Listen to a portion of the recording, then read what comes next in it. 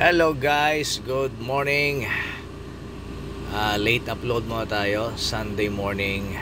Prepare tayo para sa ating biyahe going to Valencia, Bukidnon para umattend ng Philippine Motorcycle Tourism Forum.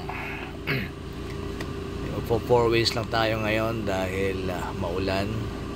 And after ng event sa PMT, diretso tayo ng Cagayan de Oro para sa ibang activity. Okay, so always remember na pa nagdadrive tayo kailangan naka seatbelt. Okay, para safety at iwas sa huli, lalo na ngayon mahigpit ang LTO.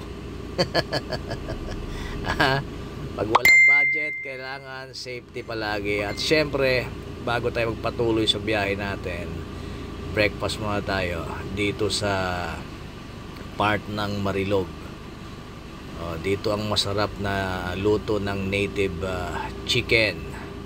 So maganda yung view dyan.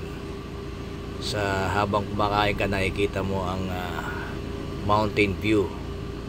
Okay? At habang daan, kung makikita nyo, napakaganda ng klima dito sa Buda. Ayan, no? So halos zero visibility.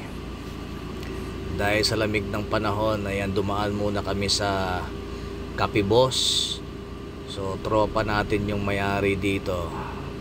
Kaya pag bumibiyahe ka or nagra-rides ka from Davao to CDO and CDO to Davao, hapit lang kayo dito sa Capibos. Tropa natin yung may-ari dito.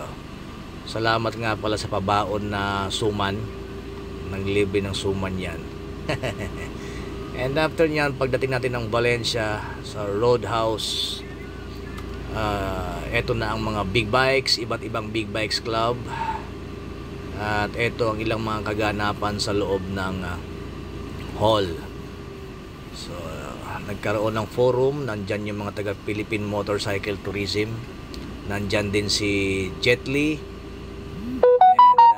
with Daniela, nandyan din. At syempre yung aking mga kuya idol, ayan, nandyan din sila.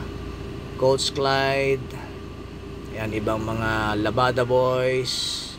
So nagkita-kita ang mga riders dyan.